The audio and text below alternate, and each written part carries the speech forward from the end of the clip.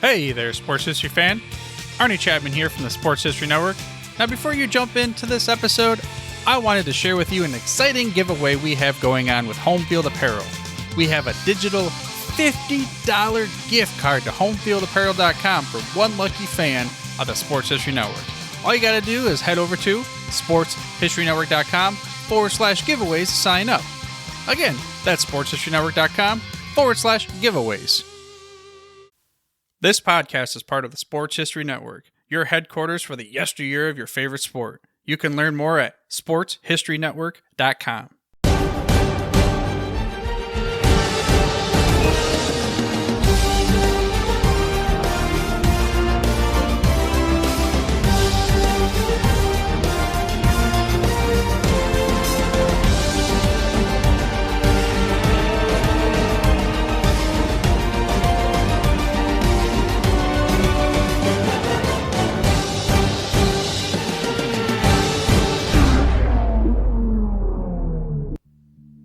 As we head into Super Bowl Sunday in Las Vegas, the Kansas City Chiefs, the current kings of the NFL, will look to defend their crown against the San Francisco 49ers. The Chiefs are looking to win their second consecutive Super Bowl, which will be their third in 4 seasons. Another team that had claimed back-to-back titles in their history is their longtime divisional rival, the Denver Broncos, who in the late 1990s won back-to-back titles with Hall of Fame quarterback John Elway at the controls. Yet when you talk about the history of the Denver Broncos franchise, there's a lot more to it than just John Elway. The Broncos are an original American Football League franchise and has had as colorful of a history as their bright orange uniforms. Hello, I'm Dana Augusta, your host of the Historically Speaking Sports Podcast, the sports history podcast you didn't know you needed. In this all-new episode, we will talk with podcaster Thomas Hall, who knows everything that one person could know about the NFL team that hails from the Rocky Mountains. We will highlight some of the great moments and players that were part of the Broncos and their special place in the history of the league. Later in the show, we will send a shout out to something that you don't see too much of in the NFL anymore, and that is nicknames given to specific units of NFL teams. Do you remember such nicknames as the Fun Bunch, or the Dome Patrol, or the $1 Million Backfield, or the Fearsome Foursome? And no, and I am not just talking about the one in LA during the late 1960s. That and so much more on this all-new edition of the Historically Speaking Sports Podcast, a member of the Sports History Network. We here at the Sports History Network proudly partner with 26 podcasts, all revolving around the history of sports. But did you know that many of our hosts were sports history authors way before they started their shows? It's true.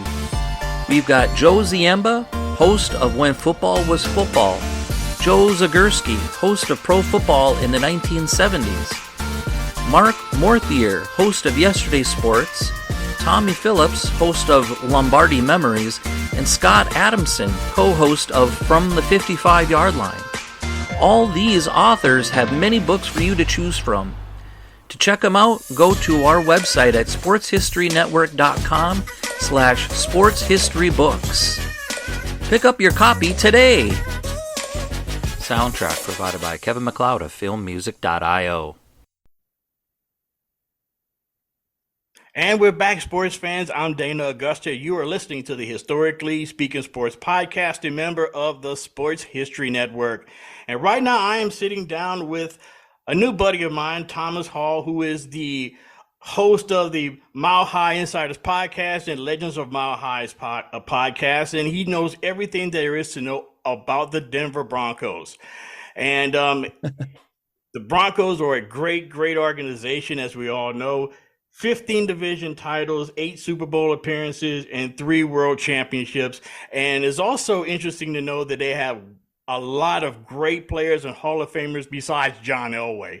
But we're going to talk about all of that right now. And Mr. Hall, thank you for joining us here today. Yeah, thank you for having me on. I really appreciate it. Now, I don't know everything there is to know about the Denver Broncos. There's still plenty to learn, but I will do my best to talk a little bit about the Broncos for sure. Okay. Like we were talking earlier, right before we came on, when you talk about the that organization is almost industrial malfeasance not to begin and end the conversation with John Elway. Um, Oh, yeah, you for know, sure. it was a very interesting way of how he joined the organization. Obviously, he was the first draft pick of the then Baltimore Colts, and then he decided, I'm not going to play for Baltimore. So he comes to Denver and becomes a legend, sort of, and it becomes a legend, point blank, end of discussion.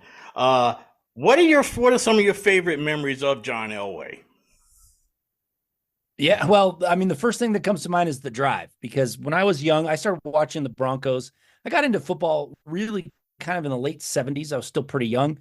Early 80s, I started to like the Denver Broncos. And the drive it's still ingrained in my memory. I still get goosebumps when I see the replay of the drive on YouTube or whatever. And that's when I really kind of solidified my Broncos fandom for life. But that, for me, that's the first thing I think of when I think of John Elway is the drive, because that really took him from, a first round draft choice, potential superstar to, hey, this guy can put a team on his back and take them to the Super Bowl. So that was huge. And then I think the very next one is the helicopter play. I mean, everyone knows about it. You could tell that was their first Super Bowl win. He wanted it so bad, and that was like the epitome of John Elway going, 37 years old, sacrificing his body, 36. I can't remember exactly how old he was then, but going for it all just to try and beat the Green Bay Packers and win that Super Bowl. So those are two that are ingrained in my mind from way back when. When you talk about the drive, I mean, from my own personal experience, I remember that like that game like it was yesterday. To be completely honest, I was in junior high and watching that game, and I was a crazy football fan even then. And I was just like, there's no way they're going to go drive all the way down the field on Cleveland to tie the game. There's no way that's going to happen. And he converted third down after third down after third down. I remember there was one Down. third and 18 play where the ball actually hit the receiver running in motion, hit him in the hip. He gathered himself and threw a first down pass. I mean, it was crazy. And then the pass to Mark Jackson after that. And I've always thought about this. And when you talk about the Elway years and you talk about all the great players that played alongside John Elway, one thing that's never really discussed, I think, and I think is a shame, and maybe you could answer this question for me because I may be in a minority that feels this way. Do you think the receiving core for the Broncos during that time, we're talking Ricky Nattiel, Mark Jackson, Vance Johnson, do you consider them one of the most underrated receiving cores ever?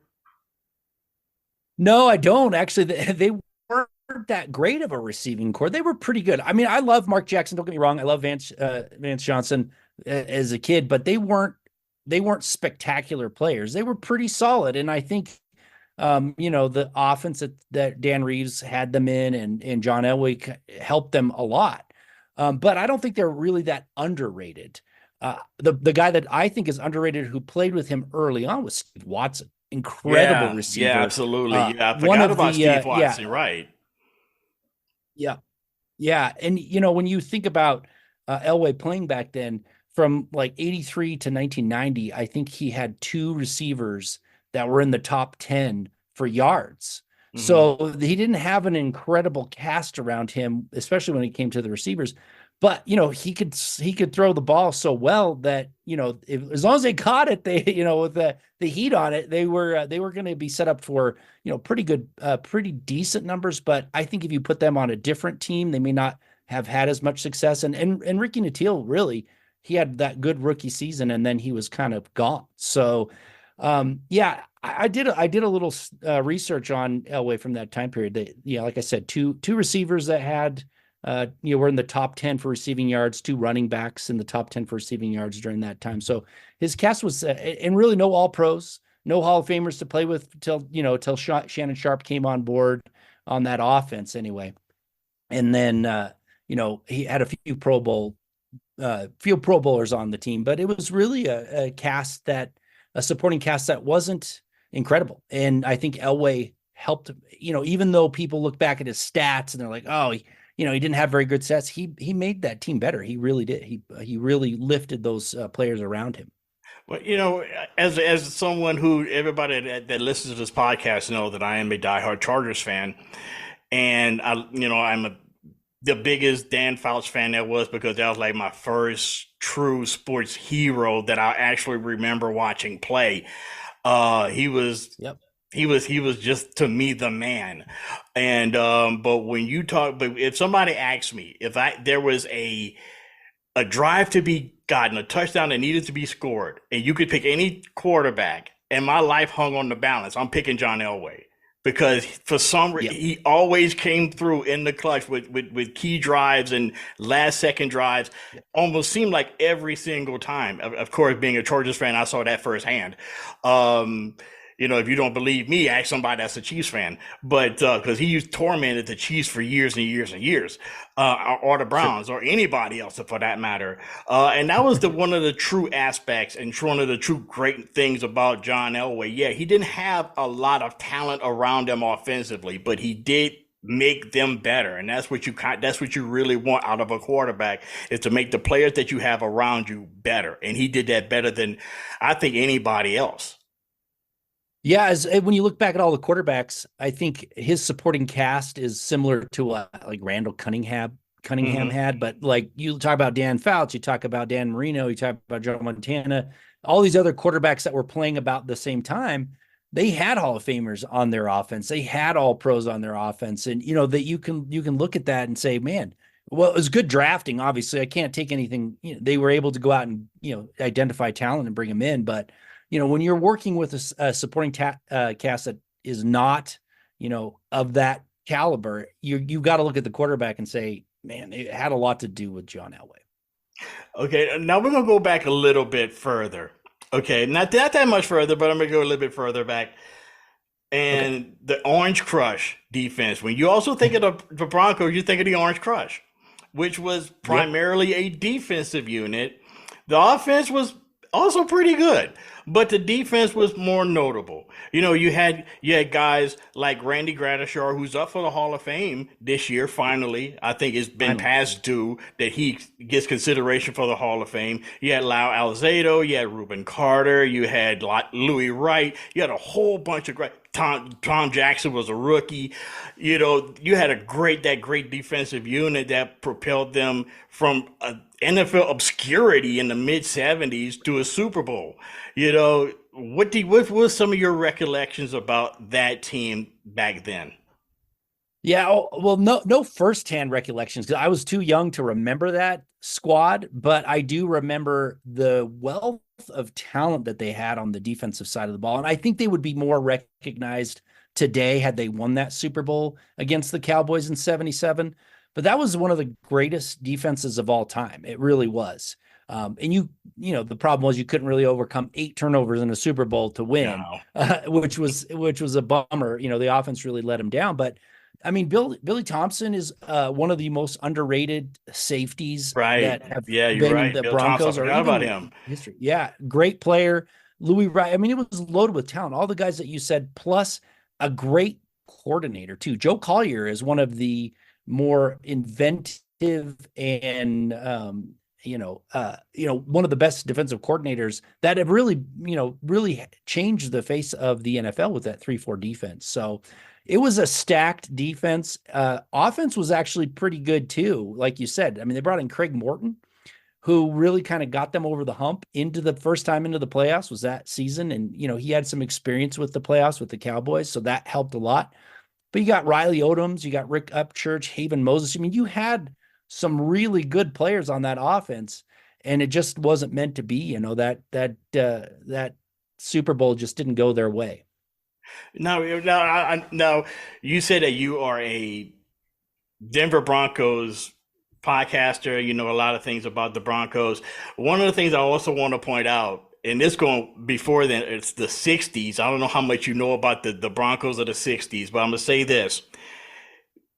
Even though they were one of the least impressive teams during their years in the AFL, They have some players that a lot of people don't know about. One player in particular, maybe you could speak on this a little bit, Lionel Taylor. Yep. He's And Lionel Taylor, believe it or not, the first receiver ever to have 100 catches in a season. That's right. Which didn't happen again until the 90s and Herman Moore. And he did this in 1964, I believe, where he caught 100 passes. And you had a lot of great players who come there. Who were some of the great players that came out, was with the Broncos during the 60s, during their early years? Yeah, well, Lionel Taylor definitely was one of the few stars back then. And you're right. And he actually, I think, drawn a blank his name, Charlie Henningsen or something like that. Charlie Hennigan for the Oilers? Yeah, he actually had 101 catches right after. So he did break Lionel Taylor's 100-yard catch mark, but you're right. Those stood for a very long time. And in fact, Lionel Taylor, I believe, if I remember correctly, had 5 top 15 seasons for catches all the way up almost to the 90s. Like it was incredible how many times he caught so many balls. He wasn't really dynamic and fast, but you threw that ball to him, he would catch it. And that was, it didn't matter if it was close enough, he would grab a hold of it. So back then there was really only a few really good players when they started out. And that's why they weren't very successful. Lionel Taylor was one of them. Goose Gonsolin, safety, led the AFL in career interceptions, and then he left and went to the 49ers for a year. And that wasn't broken for a few years after by Dave Grayson and others who had been there in the AFL for quite a while. So those were the two really big stars.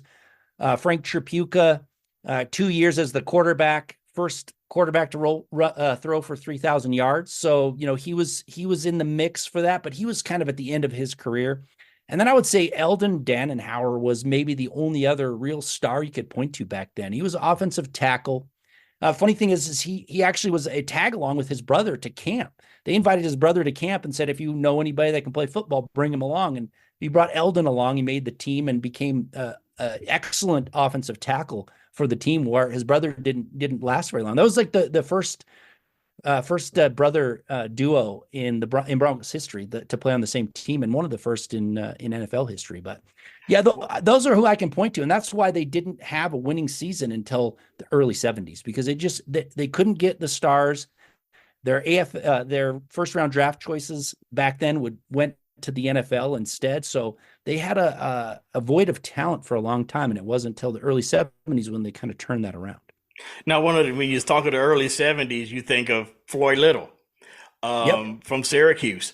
He was the Denver Broncos first bona fide superstar, and he was responsible for keeping the Broncos in Denver, because there were some rumors that they were going to leave the Mile High City. Yep. Yeah, they call him the franchise for a reason, not only because he was the first round draft choice that signed with the club and really was their first superstar to play for the Denver Broncos, but it's absolutely correct. They were going to move the team. They actually, Floyd Little and the rest of the players went door to door to raise money to keep them in Denver, because they were about to become, I believe, it was the Birmingham Broncos back then. They were really going to move, and that kind of first foray into crowdsourcing, so to speak, was because Floyd Little and the rest of the team went out, and some of them they weren't just in Denver, like some of them traveled, many miles to go door to door to get some funds in order to stay in Denver. So yeah, they call him the franchise. That's his nickname. And there's multiple reasons for it, for sure. Wow. Now that's so I had heard something like that happening once upon a time for an NBA team, for the Indiana Pacers. When they first joined the NBA, they did a telethon to keep them around. But in the Broncos, led by Floyd Little, going door to door. I mean, can you imagine Floyd Little knocking on your door asking for funds to keep the Broncos in Denver? I mean, that's hard to wrap my head around, to be honest. Yeah, it is. It is incredible. I mean, it's incredible how there's so many times that not so many times. There were a few times where it was the Broncos almost were gone from Denver. One of them being back then, and their stadium wasn't big enough, so they had to expand their stadium when they merged with the NFL. And then even when Pat Bowlen took over in the early 80s, he actually saved them as well. They were financially desperate. Maybe you're going to sell the team, maybe going to move. Pat Bowlen bought it, kept him in Denver, and they went on to have one of the most historic runs of success in any of the really major league sports teams in America. So their presence in Denver was hanging on by a thread more than once. Okay. And before we move on any further, talk about your podcast and some of the things that you do on your podcast. Sure. So Legends of Mile High podcast, I do that on my own. I don't have a co-host, but I talk about current events, but I also try and bring in history a lot. So for a long time, I was telling the Mile High Legend, which was a story about the Denver Broncos. Kind of, if you ever listened to Paul Harvey back in the day, with the his story that he would tell the rest of the story. The rest of the story, right? Absolutely. Yeah, I kind of got the the idea from that. So I'll tell that story. I haven't done that for a long time because it takes a lot of research to do, a lot of current events coming on. But yeah, I try and wrap history into that. And then Mile High Insiders that's an evening show that we do. I do with Luke Patterson. We co-host that together, and that's real. That's Broncos news. Whatever comes up during the day that we want to talk about, we'll jump on that. So Legends of Mile High has been going for almost 2 years, and I've been on Mile High Insiders, which was started before I became the co-host after one of the hosts left, and I've been doing that for about a year. So, and I actually had another one for a while too on Saturday, but I just got so much going on, I had to step back from that one. I'm trying to start a NFL stats and analytic business, and so I'm trying to get more time in the day. So I stopped doing but that was Orange and Blue View. That was fun as well. Saturday we did a lot of pregame shows during the season. Okay. Now, when you talk about, I call it the Broncos Super Bowl years, when they won back-to-back Super Bowls during the late 90s. Let's talk about that area and that time period for Broncos, which was by far their glory years. Yeah. Well, I mean, 1998, that was one of the best teams in the history of the NFL, really. I mean, they were a formidable offense, solid defense, but those back-to-back Super Bowls were incredible. Obviously, so you kind of have to go back to like 1993. So John Elway, we talked about him a little bit, and he, statistically, he wasn't the best quarterback if you looked at stats. But around 1993, Jim Fassel became the offensive coordinator under Wade Phillips and instituted the West Coast offense. And he had learned from Bill Walsh at Stanford. So, and that's when John Elway really became a better quarterback. So if you look at 1993, it was his best season, really, statistically. I know 87, he won the MVP during that strike year, but 1993 was his best season. So that carried forward. He became a better quarterback, better, it wasn't just like rocket arm John Elway. He was kind of taking that to the next level. And then Mike Shanahan came on board and continued that, but then he brought in the zone blocking scheme as well with Alex Gibbs, and that is what made that offense so much better. John Elway could beat you with his arm, and Terrell Davis was going to get his yards, because Terrell Davis was a perfect match, like bringing him into the zone blocking scheme. If he'd have went somewhere else under he'd probably been an okay running back, I would say. But it was like the perfect marriage, right? Zone blocking scheme and Terrell Davis. In fact, his if you count playoffs, 1997 and 1998 are the most yards gained by a running back in the history of the NFL. He's better than Eric Dickerson's season, better than any O.J. Simpson's season. It was the most, the top two.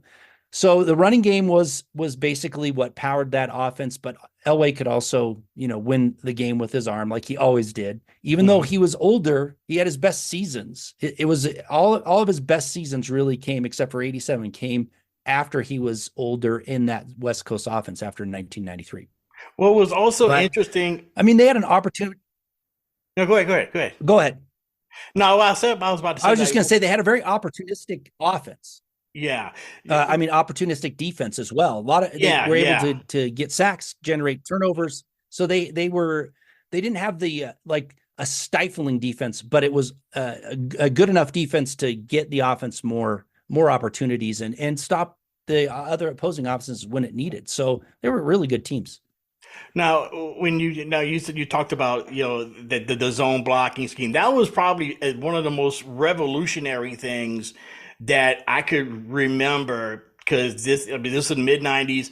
Everybody, the zone blocking scheme and everything with Mark Schlereth and that great offensive line that they had, employing that zone blocking, that was revolutionary to the NFL, because the Broncos were the first team to actually start doing that sort of thing. That's right.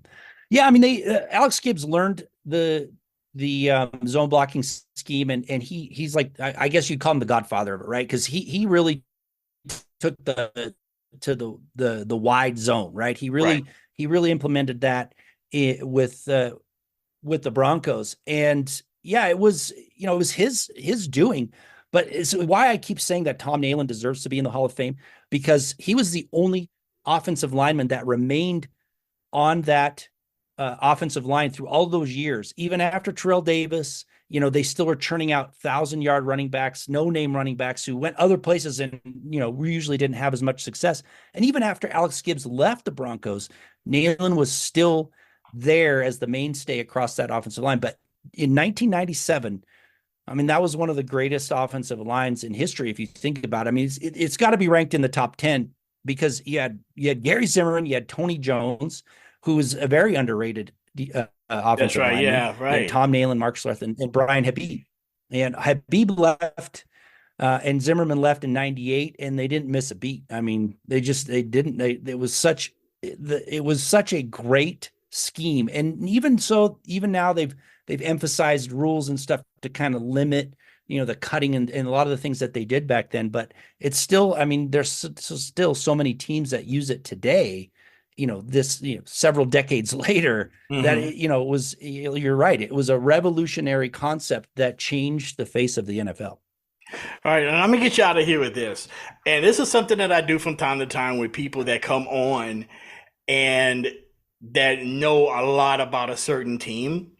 And one thing I'm going to do is I'm going to do something called name association. And what I'm going to do is... Okay. And what I'm going to do is I'm going to give you two names, okay, from Broncos past or present. If you had to choose, which one would you take, over the other, okay? Here's the first one. Would you take Floyd Little or Terrell Davis? Terrell Davis. I mean, I love Floyd Little. Don't get me wrong. Great running back in the Hall of Fame. Terrell Davis was the best running back in Broncos history. Now, if you put him on different teams, that's a different story. But based on where, what you could see from the Broncos, Terrell Davis was the best running back that has ever played in the orange and blue, and the most successful as well. And the reason why he doesn't have bigger stats is he got hurt, he's short. His career was ridiculously short, right? Yeah. And he's the greatest playoff running back of all time. If you want your players to play the biggest games of their career in the playoffs, Terrell Davis did that. 142 yards per game.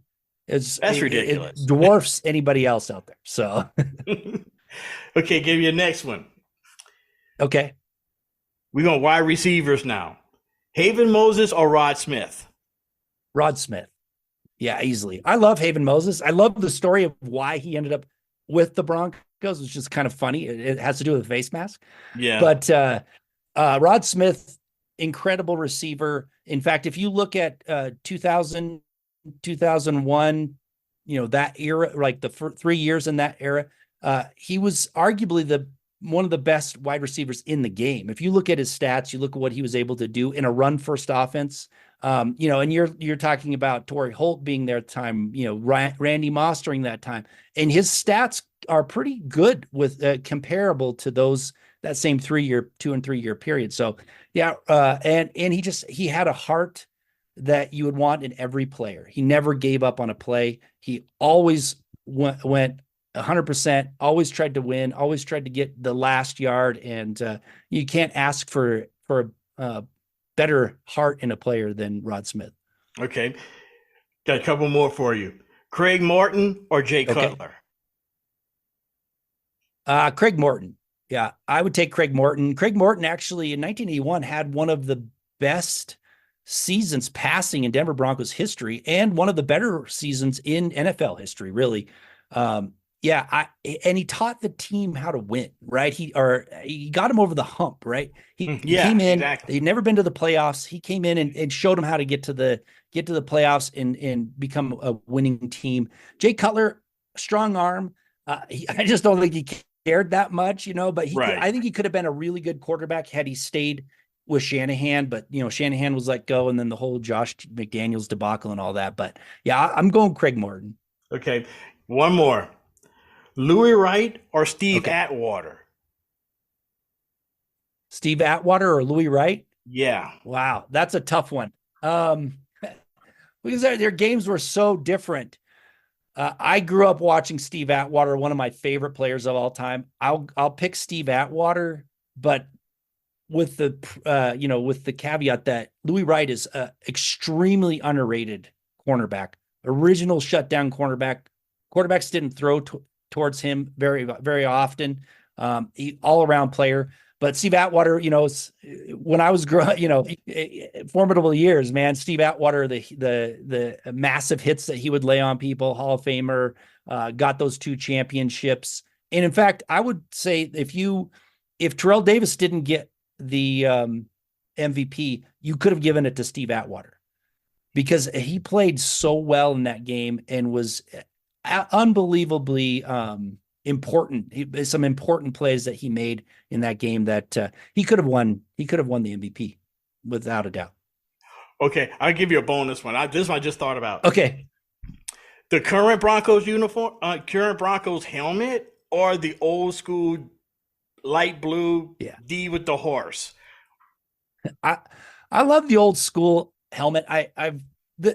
Although they've had their success, their Super Bowl championship success in these new helmets, the old helmet it's so nostalgic. I love the look of it. So I'm hoping that they make some sort of good combination of, what they had as their success in championships with what they had in the past when they come out with their new helmets. But I'll take the old school D logo. It was just so cool. It's one of the best helmets of all time. Well, Thomas, it was very, very good to meet you and very, very informative. And you know a lot about your Broncos history, and that's the reason why you came on. I really appreciate you coming on. And once again, I tell it to everybody, whenever you want to come back on, just drop me a line and I'll put you on. You're welcome. I will. I had a lot of fun. Yeah. Thank you so much. Thanks for having me. I really appreciate it. And I hope your listeners learned something from it. So I'm more than sure they will. I learned a lot from it. So they go right. So I'm really so much appreciative of you coming on tonight.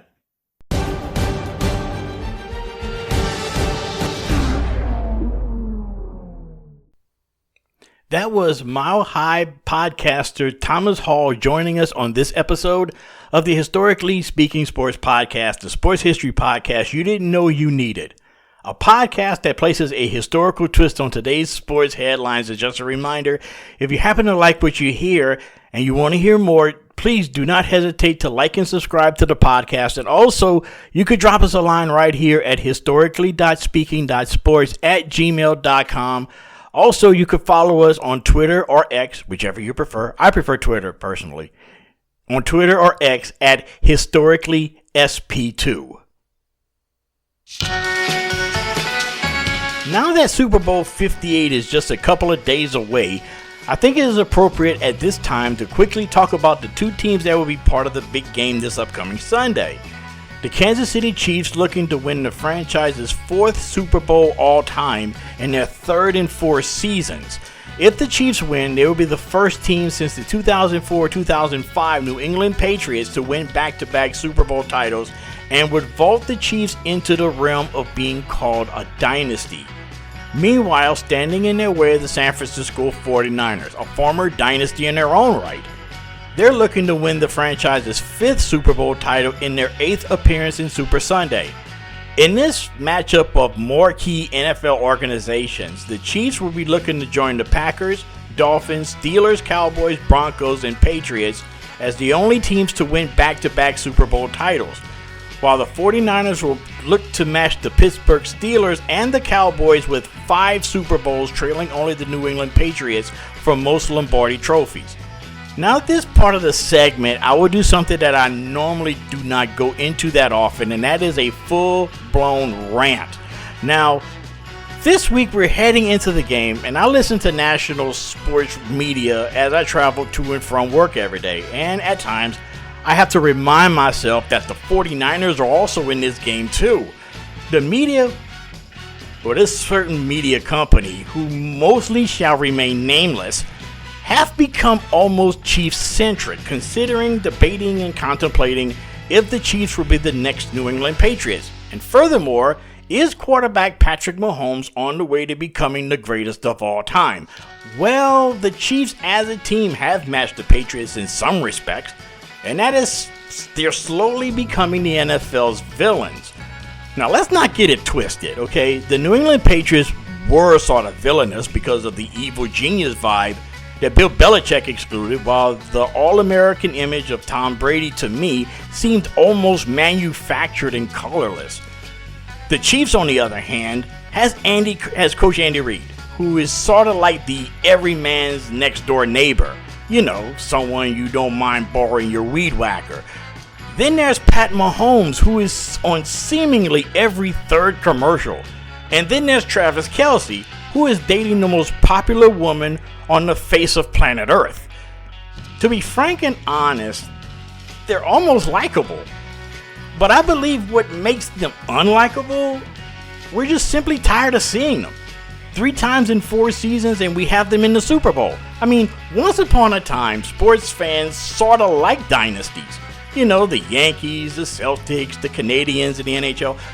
They were all royalties of sports. Yet that was generations ago. Now we as a culture like change. And I believe that is the reason why fans are simply tired of them.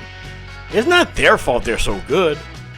And to the national media, could you please stop with comparing Pat Mahomes to Tom Brady? Just stop.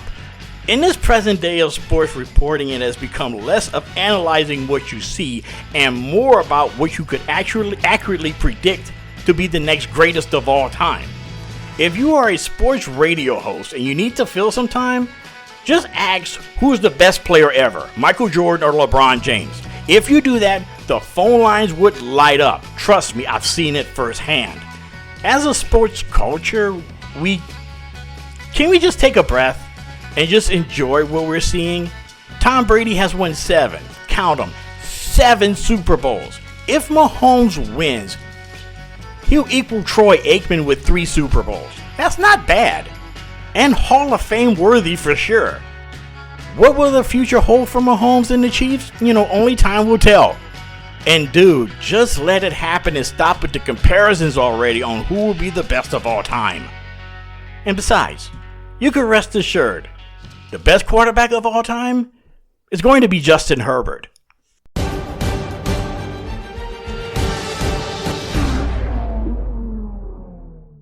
Did you see what I did there?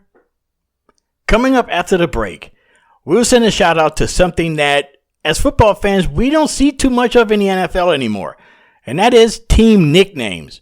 I was part of a generation that watched NFL games on TV that featured the likes of the Soul Patrol, the Killer Bees, the Legion of Boom, and the Greatest Show on Turf. We will remember and reminisce about NFL team nicknames coming up on this all-new episode of the Historically Speaking Sports Podcast, a member of the Sports History Network.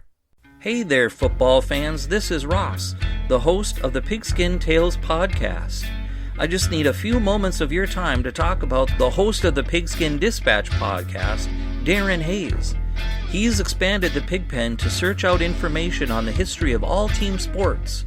It's a quest to find out about the competitors, teams, and places chronicled throughout athletic history, through the uniforms and gear the participants used and wore. And he is taking you, the listener, with him on this educational journey to preserve sports history on the Sports Jersey Dispatch, found here on the Sports History Network. His newest podcast, called Jersey Dispatch, is all based on the jerseys that all the greats used to wear. You can find Darren Hayes and the Pigskin Dispatch podcast, as well as Jersey Dispatch, on your favorite podcast provider multiple times each week.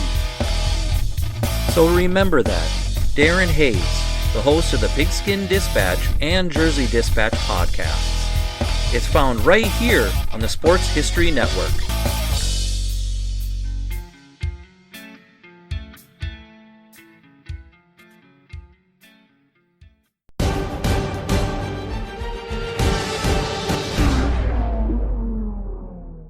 To conclude this episode of the Historically Speaking Sports Podcast, we do what we always do here. And that is to send a shout out to an individual or a team or event in the world of sports history that has been perhaps overlooked or forgotten about, but is very relevant even to this day. And sports fans need to be sort of reminded of. And I don't know if this is even a thing anymore, but when I was a younger sports fan growing up in the 1980s, there was a thing in the NFL where teams that had a great collection of athletes on one side of the ball or another had a nickname given to them by either the fans or the local media or maybe themselves. But it was a nickname that gave them almost instant notoriety. As a young fan growing up in South Louisiana in the late 70s and 80s, it seemed like teams that were any good had a group, whether it was on offense or defense, they carried with them a moniker of how good they were and was more of a type of intimidation than it was a marketing gimmick. And even then, that line was somewhat blurred. That time was the same time that our local NFL team, the New Orleans Saints, were finally coming out of the wilderness of endless losing seasons to become an NFL power. The Saints featured quarterback Bobby Hebert, running backs Reuben Mays, Dalton Hilliard, Craig Ironhead Hayward, and head coach Jim Mora. Playoffs? Playoffs? You kidding me? Playoffs? You know, that Jim Mora. But at the heart of that team was their linebacking core, known as the Dome Patrol, that featured Pat Swilling, Vaughn Johnson, Sam Mills, and Hall of Famer Ricky Jackson. They were the heart of a defense that propelled the Saints into the playoffs in 1987 for the first time in their 21-year history. That was when it was cool to have a nickname for a certain group of players. One of the most recent was the Legion of Boom, the Seattle Seahawks defensive secondary, which was an integral part of 2 Super Bowl teams. Now, going back to my more formative years as a football fan, who remembers the New York sack exchange of the New York Jets? You know, the Jets defensive line that was with Mark Gastineau, Marty Lyons, Abdul Salam, and Hall of Famer Joe Klecko. In the 1982 AFC Championship game, the Jets faced off against the Miami Dolphins with their own famous defensive nickname, the Killer Bees. Why the Killer Bees? Well, because 7 of the Dolphins' 11 defensive starters' names began with the letter B. Bob Baumhauer, Doug Betters, Kim Bokamper, Charles Bowser, Bob Brzezinski, and so-called Bruise brothers, Glenn and Lyle Blackwood. After the Dolphins defeated the Jets, they faced Washington in Super Bowl XVII. The Redskins featured the Hogs, the Redskins' offensive line that cleared the way for John Riggins, the Diesel's MVP performance. Washington also featured the Smurfs, named after the popular Saturday morning cartoon at the time. They were Washington's wide receiving core, which were made up of players that were mostly under 6 feet tall. And you cannot mention Washington in the early 80s without the Fun Bunch. It was a group of wide receivers and tight ends that would get together after touchdowns and in a circle, jump in the air and give each other high fives as a group. Oh man, those were some great times. Yet when you talk about groups that had nicknames, for the most part, it was defense. There was some more famous than others. There was the Steel Curtain in Pittsburgh, Doomsday in Dallas. There was the defensive backfield in Oakland named the Soul Patrol that featured Jack Tatum, Butch Atkinson, Skip Thomas, and Hall of Famer Willie Brown. In the early 1970s, there was the Miami Dolphins defense known as the No Name Defense, with the likes of Hall of Famer Nick Bonaconte, as well as Jake Scott, Manny Fernandez, Mike Colon, Dick Anderson and Curtis Johnson. The Dolphins were a solid defensive unit that really went unnoticed. In the days leading up to Super Bowl VI, Dallas Cowboys coach Tom Landry was asked about Miami's defense. He said they were a great, fundamentally sound defensive unit. I just don't know any of their names. And that was where the nickname, the no-name defense, was born. In Denver, there was the Orange Crush defense led by the likes of newly minted Hall of Famer Randy Gradishar. Also Lyle Alzado, Louis Wright, Reuben Carter, and Tom Jackson. In Minnesota, there was the Purple People Eaters, and of course in Los Angeles, you cannot talk about any famous defensive lineup without talking about the Fearsome Foursome, with Hall of Famers Deacon Jones, Merlin Olsen, Rosie Greer, and Lamar Lundy. They were perhaps the most famous quote-unquote Fearsome Foursome, but believe it or not, they weren't the first. In 1957, a New York Daily News article titled A Fearsome Foursome highlighted the New York Giants defensive front that featured defensive ends Andy Robustelli and Jim Katcavage, and tackles Rosie Greer, that's that guy again, and Dick Modzelewski. Several years later, the Detroit Lions announcer Van Patrick applied the nickname to the Lions front four of Bill Glass, Darius McCord, Alex Karras, and Roger Brown. Then there was the AFL's Fearsome Foursome, the defensive line of the early San Diego Chargers, that was made up of Bill Neary, Bill Hudson, Earl Faison, and defensive tackle and future pro wrestler Ernie Big Cat Ladd, who stood 6'9" and weighed 290 pounds. Now, cool nicknames were not just related to the offense. Not just related to the defense, I should say. Offense had really cool nicknames as well. There was the $1 million backfield of the San Francisco 49ers in the 50s that featured Hugh McElhenney, John Henry Johnson, Joe the Jet Perry, and quarterback Y.A. Tittle. Then there was the Electric Company, the offensive line of the Buffalo Bills in the 70s. They were in charge of what they called turning on the juice, referring to running back O.J. Simpson. Then there was the offensive unit of the San Diego Chargers, known as, of course, Air Coryell, named after Coach Don Coryell. At a time when running the football was the essential part of offensive football in the late 70s and 80s, Coach Coryell threw caution to the winds, literally and figuratively, and devised an offensive system where the pass was just as important or maybe more important than the run. Led by Hall of Fame quarterback Dan Fouts, there was tight end Kellen Winslow, receivers Charlie Jarner, John Jefferson, and then later Wes Chandler. The Chargers became one of the most impressive offensive units in NFL history. Their plays were innovative, so groundbreaking in fact. The St. Louis Rams defeated the Tennessee Titans in Super Bowl XXXIV with an offensive unit known as the greatest show on turf. Their offense featured quarterback Kurt Warner, along with Marshall Faulk, Isaac Bruce, Torrey Holt, Ricky Proehl, and Oz Hakeem. But their plays that led them to 2 Super Bowls in 3 years were literally the same plays that made Air Coryell a dominant force more than a decade previous. Great nicknames in the NFL is something that I think probably comes and goes from time to time, but when it is indeed here, it makes the NFL just that much more interesting.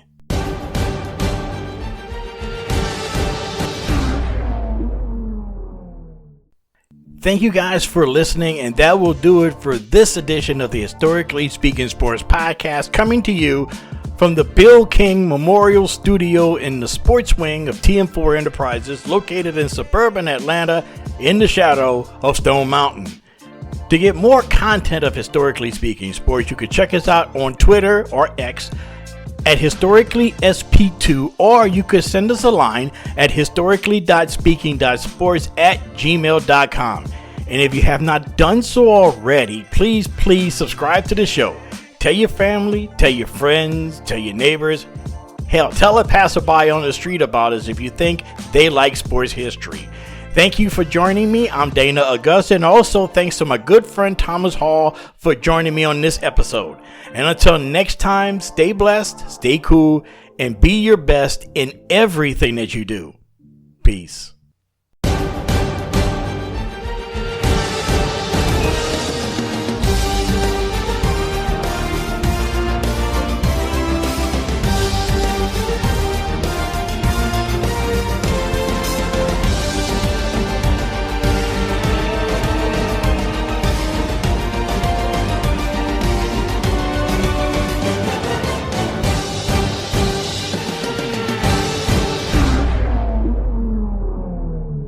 Hey there, sports history fan. This is Arnie Chapman, aka the Football History Dude, and I wanted to thank you for stopping by to listen to another episode here on the Sports History Network.